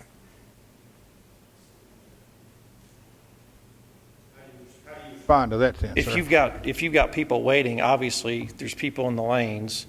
They're obviously not going to race out of there, and then the people come. I mean, if you have people waiting, so here's the deal: the lanes, we have a permanent net that's 70 feet by 50 feet that cannot be moved. Inside of that, there's 3 retractable nets that serve the 4 lanes. Those 3 retractable nets can be open. So at the most, there can be, typically a team has 10 players. So if you've got 10 players and 2 coaches to work on defense, so let's just say those 10 players, have a car apiece, and then the coaches, that's, we're looking at, and then my employees, so a maximum probably 12, 14 or so. But Do then you have anybody against you in your neighborhood? Well, that's to be determined. We've reached out to all 14 residents. We didn't hear back from 2, and I believe you'll be hearing from one of them tonight. Keith? I got a question for Steph. Daniel, you can maybe help me answer this. I know when a major home-based business says, it can't be any more than 25% of the, I guess the major structure there. What would that be equivalent to? Because I know with the 60 by 100, that's 6,000 square feet. I'm saying. Right. The no more than 25% is if it's located within the primary structure or 500 square feet. The board can approve the business operations in an accessory structure, which this would be under that scenario. Okay, I'm just saying though, normally the rule is no more than 25% of what the square footage of the major structure there is, which would be his home, correct?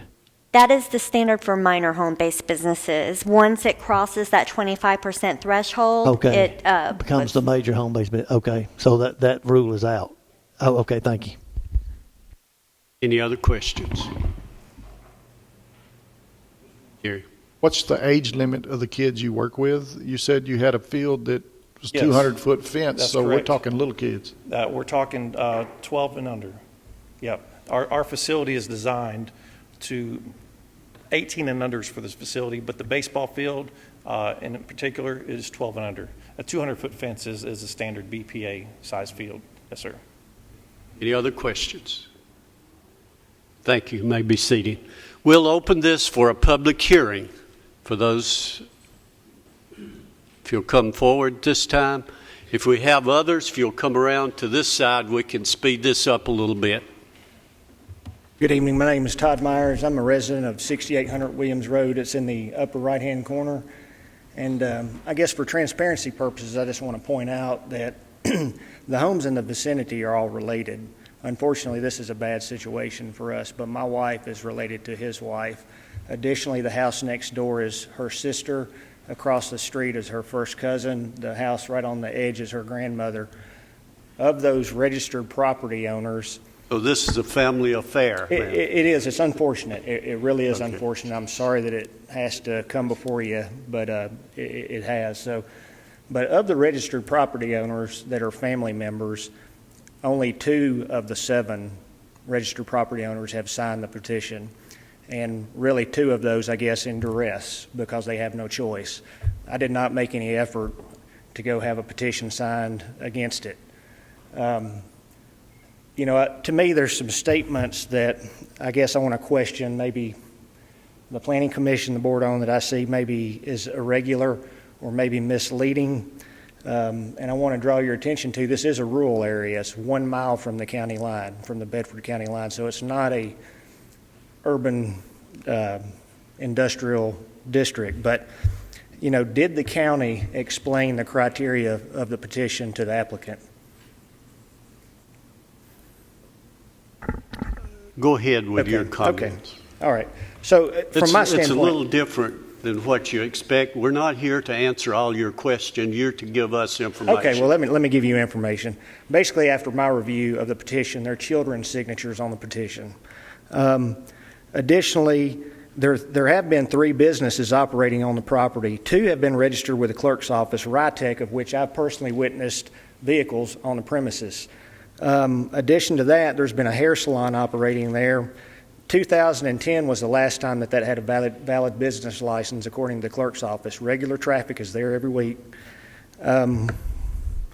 Based on what I can assess of the property, the application from a traffic standpoint, appearance, and the noise impacts my property. There's already games that are played there in excess of 25 cars on the property, or scrimmages, whatever you want to call them or define them as, but it's happening at this point.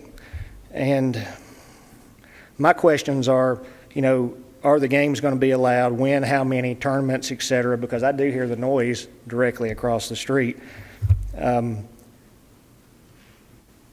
you know, it's clear to me that there's going to be teams there, multiple teams at one time. And I think a statement was made regarding there's nothing like that out on this side of town. On Midland Road, there's actually a facility 4.5 miles away, which is registered, and it's properly zoned for this, called Bases Loaded. And, you know, if the technology coming into it is state-of-the-art, my question is, wouldn't that drive a lot of traffic and defeat the purpose of being in a residential zone? But those are kind of my comments or questions that I have. And, Any questions from the board? Thank you. We appreciate your comments. Next.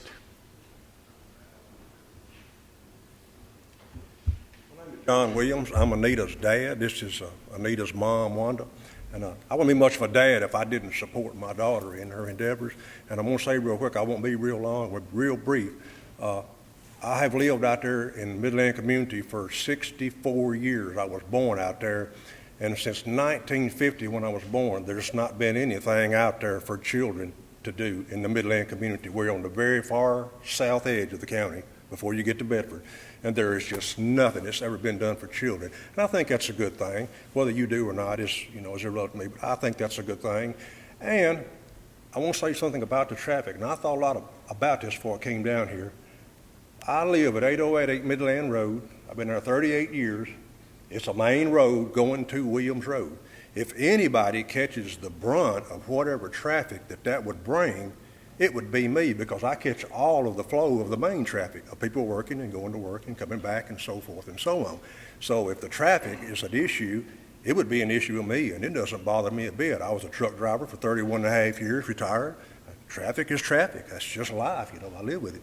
And so much for the traffic part and what I said, but one of the gentlemen asked one thing a minute ago, and I want to say this because of what he asked. He asked, what would the building do in a residential place where there's just houses?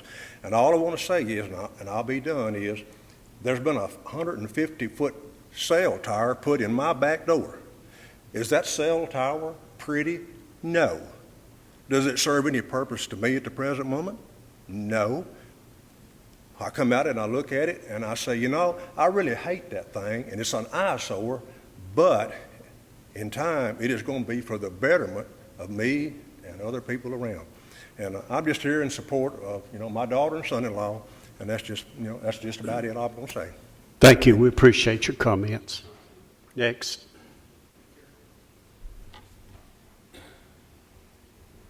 My name is Chris Prince. I live directly on the other side of those trees. If you could walk through those trees and get to my back door. So within a mile of this proposed venture. I'm trying to make it brief as I can, but the gentleman that opposes said that he moved, this is a rural area. Yeah, it's a rural area. I drive sometimes 2 hours every day, one way, to my office on Harding Place, because I want to live in a rural area. He also points out that there's a facility 4.5 miles from this. I've got a 13-year-old sitting here that's been playing ball since he was 5 years old. It's funny because we take him to facilities. We've been taking him to facilities ever since he was 5. We take him to that facility 4.5 miles away. It's substandard. My 5-year-old is here. We started taking him to a facility. We started taking the 13-year-old to a facility in Smyrna, substandard. There was a spider. Filthy. This place is filthy. And and you want to talk about eyesores, directly across from this building, there's another building just like it. Maybe a little smaller, not much smaller. The doors are always open. They're working on vehicles. I don't know if they have a license. I don't know.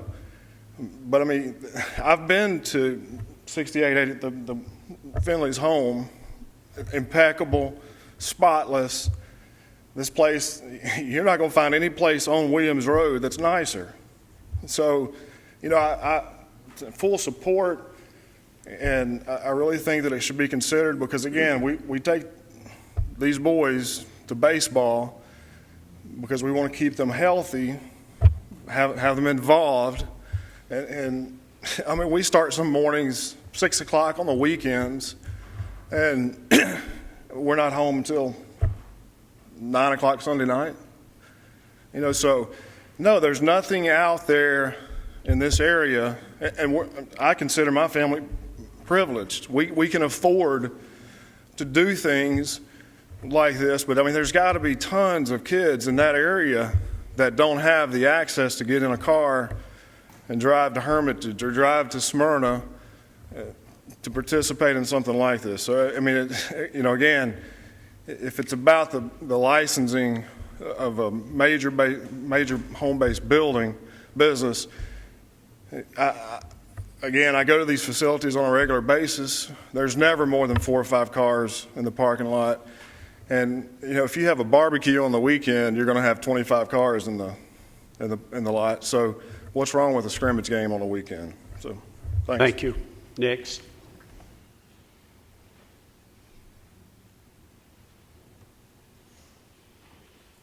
My name is Samantha Trotter. I live at 6707 Williams Road, me and my husband and I.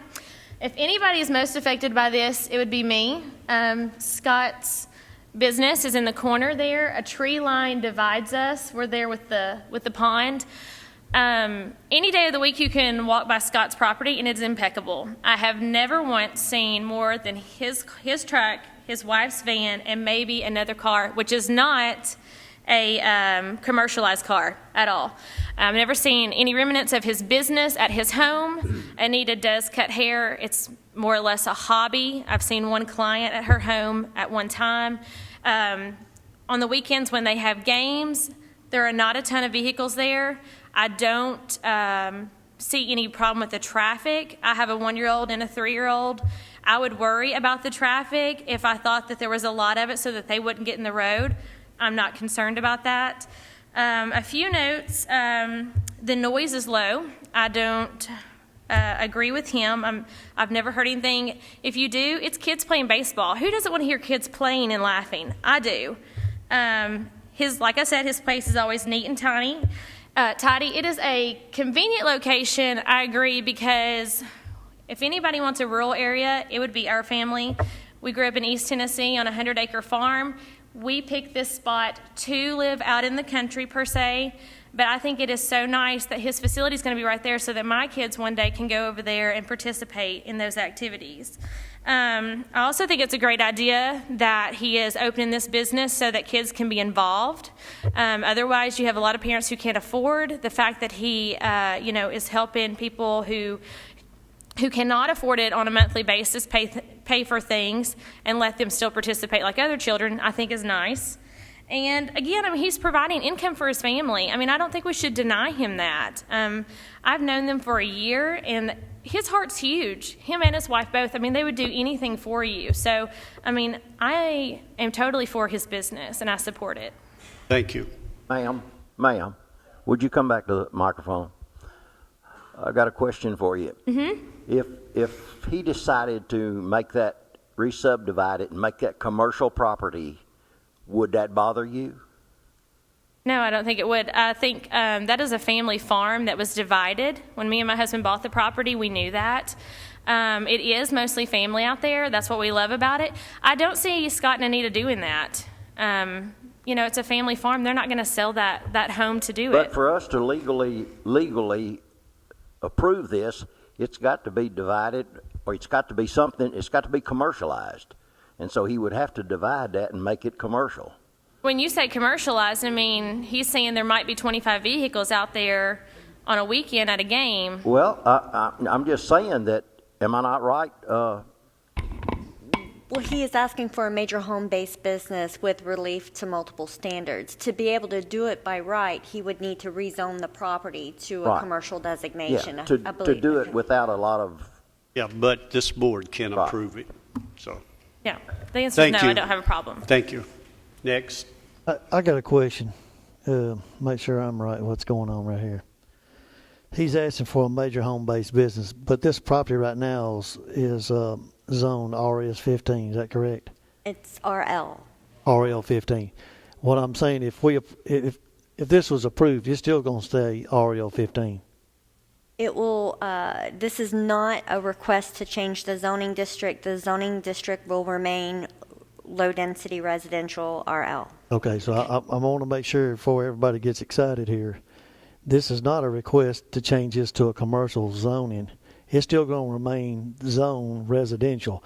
All he's asking for is a condition, well, we don't call it a conditional use permit, but a condition just for the home-based business. A special exception for a major home-based business okay, with multiple relief requests. Well, just what he brought up, I want to make sure nobody knows that we're not proving this to be a commercial, change to commercial property. Okay. Correct. Thank you. Sorry, go ahead. My name is Anita Finley, and I do live at 6885. And Excuse me, ma'am. Can you repeat your name? My name is Anita Finlay, and I'm married to Scott Finlay, and I do live at 6885 Williams Road. I guess the most affected person would be me. And I'm so in support of this. Like Scott said, our kids, I mean, we love baseball. There's no doubt about that. We have a baseball field in our backyard. And the fact that he wanted to do this, it really makes me happy, because it gives us another reason to play and for something for our kids to do and something good for our community. And I'm glad that everyone thinks that our property's impeccable, by the way. But Scott does keep our place mowed clean. Our ball field is always nice. And in regards to games or scrimmages that was mentioned, really isn't that often. I mean, we do have practices there for my 10-year-old son, because we are unable to find fields where someone can practice. Anyone who's had kids and has them in any kind of sports, or especially baseball, knows that. The building, I'm really excited about it, and I just hope that everyone in our community, it could be something that everyone appreciates. And everyone that I have talked to, and I did talk to some personally, 2 of which I did not hear a reply back, and they're all in support of it. Every one of them. They're like, I think this is great, Anita. I really, really do. And so, I'm just here in support of my family. This is something that I would like to see happen. I don't think it's going to hurt anybody. I don't think it's going to hurt anyone's value of their home or their, rural country environment. And we have a lot of neighbors that aren't here and weren't able to be here tonight, who actually called me and said, I would love to be there, Anita, but I have a doctor's appointment, or I work out of Nashville. So we do have a lot of support. So that's probably all I'd like to say to them. Thank you. Next.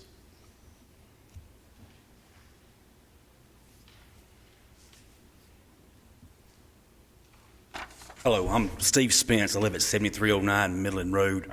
We're very blessed to have the Finleys for a neighbor to want to bring something like this out to our community. We live 10 miles from Murfreesboro, and the gentleman was opposed. He was talking about the children making noise. I think that's music to our ears, hearing a child have fun, laughing, and cutting up with his buddies.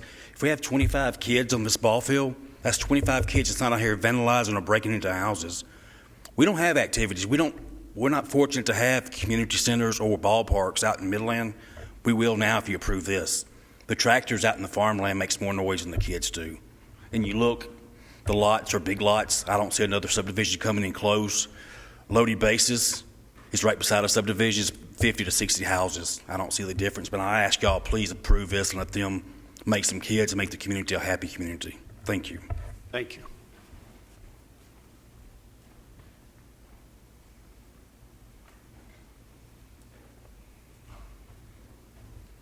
My name's Rick Adams. I'm the director of Tennessee Youth Baseball Association in conjunction with Rutherford County and Recreation.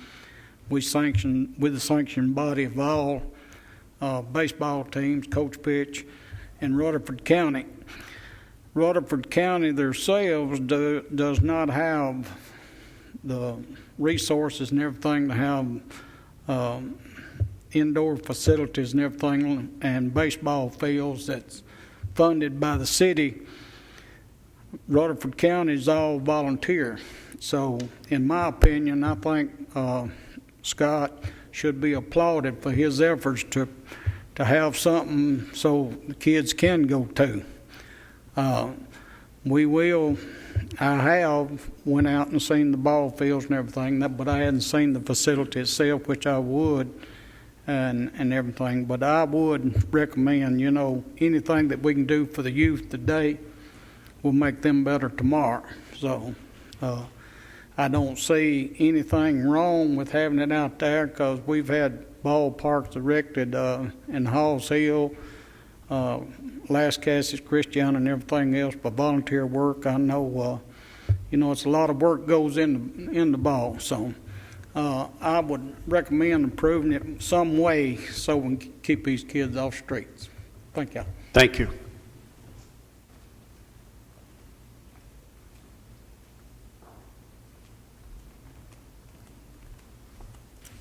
Hello, my name is Carol Prince. My husband was in the blue shirt. I don't know where we live in connection to this, but we live within a mile. And the noise thing kind of makes me laugh because where this facility is going to be is where my children currently ride go-karts. So it's kind of like go-karts or kids laughing. It's the same thing. I don't see any reason why it couldn't be. And as they said, that Bases Loaded is about four miles from our house, and it's not a nice facility. It's not upgraded. It's I think what Scott has is building is going to be great for my son, who is really into computers, and I'd rather see him in there than behind a computer all the time. I do have an older child who didn't have access to something like this, and he is one of the kids that was on the street. He didn't have anywhere to go, so he was getting in trouble all the time, still in trouble at 21 years old. So what I think Scott's doing is a great thing for our little area. I totally support it, and I hope that you guys will approve it. Thank you. Appreciate your comments. Commissioner, come around. Is there baptism before this board? Yes, sir, absolutely. I'm Pettis Reed. I'm the county commissioner out there in District 8. And I want to tell you, gentlemen, the first time that I come around Williams Road and saw that baseball field there, and being a former Little Leaguer and a high school baseball player and a Dixie League youth player, I wanted to get out there and catch a few flies myself and shag a few of those, but being 65 years of age, I knew I couldn't be doing that. And it is a field of dreams if you've ever seen anything like that before. It is something to see out there.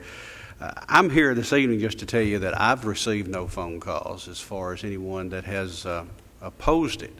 Of course, being fairly new on the commissioner scene, that may be one reason they haven't found me out just yet. I've maybe hidden from that situation. Well, they'll find you. They'll find you, yes, sir. I totally know they will. But it's a great concept. It's a concept for young people that's out there. It's well kept. I went to see that, and I think it's a great opportunity for the Midland area. As this past summer, when I was out that way campaigning, I guess you would say, the thing that I did notice out there in that area, there is not anything like this there. Midland, really, there's not even civic clubs in the Midland area. There's not anything like this that's available. So I think the concept is great. I think the idea that do that, I know this is your responsibility, though, to deal with the rules and regulations that we have here in Rutherford County, and that's your responsibility, and I'm not telling you how to do that. But I'm just here to explain to you what I know of the situation out there and what these individuals, of what they've tried to do, and in any way that we can do that. I know I have spoke to the Finleys. I've toured the facility out there. I've even spoke to them about the planned development that was even mentioned here at this time, too. So appreciate your time this evening. Thank you, Commissioner. Anyone else? All right, we're going to close the public hearing. Joe? Mr. Chairman, I want to remind the board this. The other facility they're talking about, we approved the parking lot here within the last 4 or 5 years for gravel. So I know I know the gentleman that owns that building, but I don't think he actually runs it. I think Mr. Finley's got to decide which business he wants to run. He's got to meet the county codes where, he can't run 3 businesses there. But if he meets the county codes to where he can drop the other businesses or move the other businesses, I make a motion to approve. I have a motion that we approve it. Second. Have a second.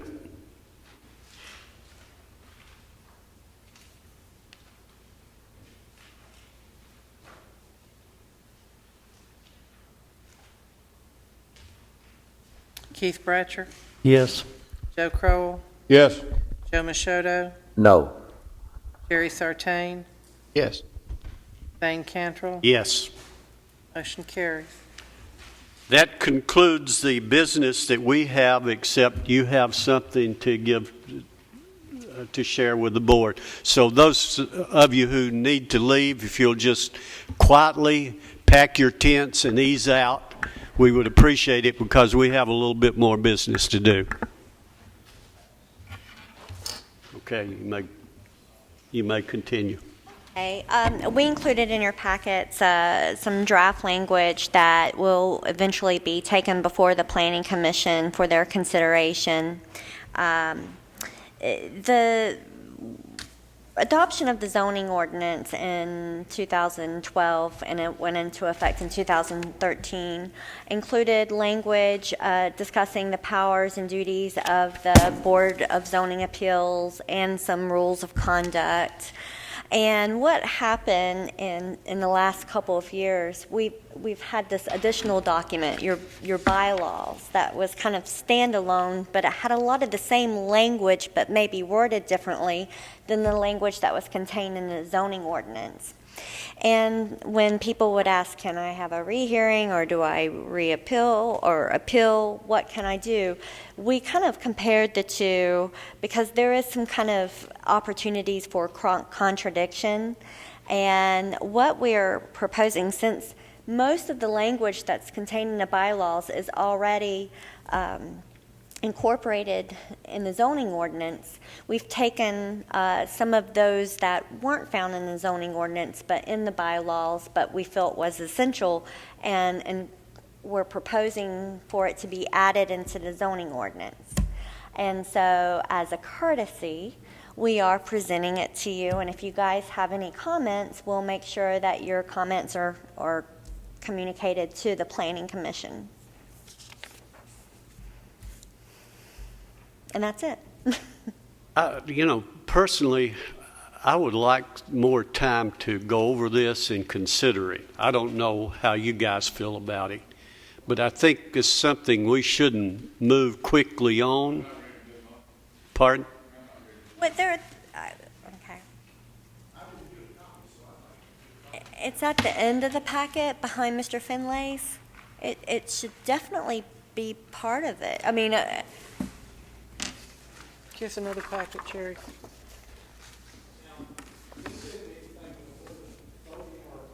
well, Hey, use your microphone so we can.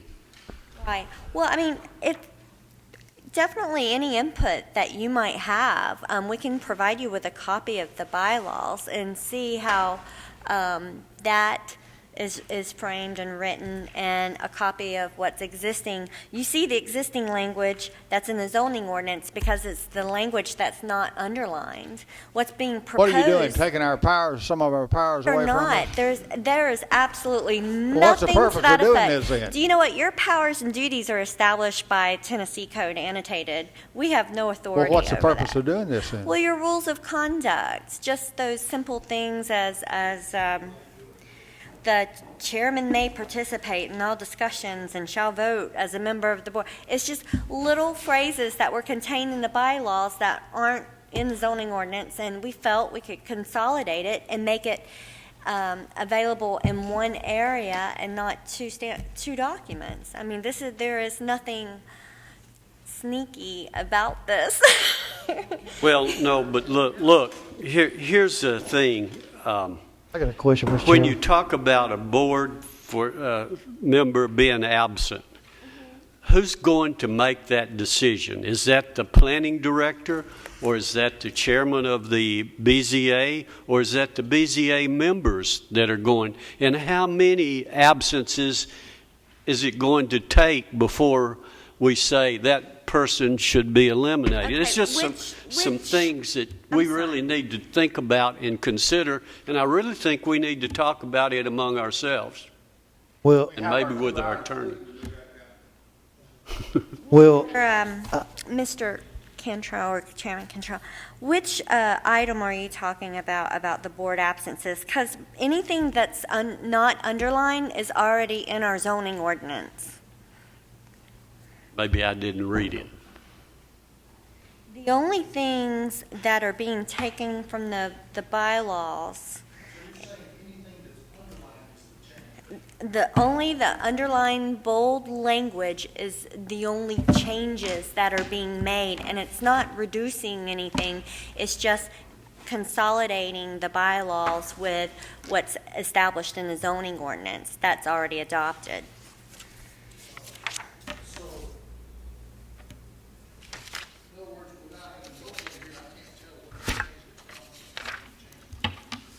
Glad to provide you with the bylaws. Okay.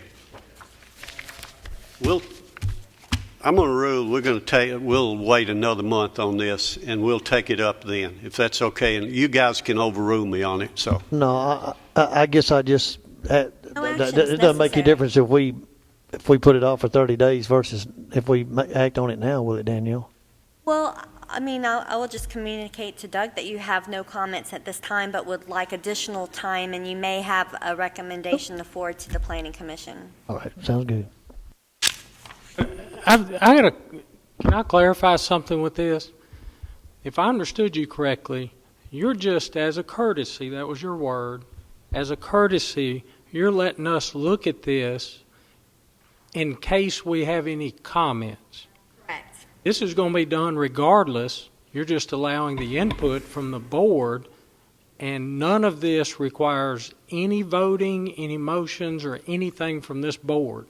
This is something that your department's doing. Am I correct? That is correct. Okay. This could be tucked up in our 2-hour school that we haven't had yet. I'll take that into consideration. I think that's a great idea. I guess I'll clarify something. What your changes and stuff, I just go back to what he says. I mean, that's done and approved by the planning director. But what you're saying is, I guess as a courtesy, it gives us an opportunity to look at it. And if there's something maybe we want to change, or well, we can let Doug know, hey, what about changing this that way or whatever. And you But can, it's still, you can you can independently call Doug up and say, listen, I have But an issue with this. ultimately, whatever change is done here, that's at the rule of the planning director if that's what he chooses to do, right? Is that what you're saying? That's correct. I mean, Okay. well, obviously it has to go to the Planning Commission. Right. It hasn't even been presented. I understand. But we thought that we would bring it before you and remember Because the it is going time. to affect us. Pardon? Because whatever happens, it is going to affect us, affect this Well, board. you won't see immediate effects. It's already in place now. I mean, what this is taking two documents and consolidating it so you don't have to go to multiple areas and So in other words, what's contradictory being language. what's being presented here isn't really changing anything way we Not really conduct business changing it, whatsoever. But it's not changing anything, Okay. no, than what's in place now. It's just consolidating two documents into one. Thank you. Well, this document that you're talking about went before the Board of Commissioners. The zoning ordinance, yes, sir. Yeah, it's already been before the Board of Commissioners. I don't see how you can change anything. All of these underlines, how can you change We that haven't without it changed- going back to the Board of Commissioners? This is in its nascent stage. It hasn't even appeared before the Planning Commission. It has to go through the whole process. But a zoning ordinance continually changes, but it still has to go through the process. Okay, before you do anything, I tell Doug that we're going to think about this for a month. Okay? That's definitely, I will communicate that. And I like who was it had the idea? This could be one of our 2-hour training sessions.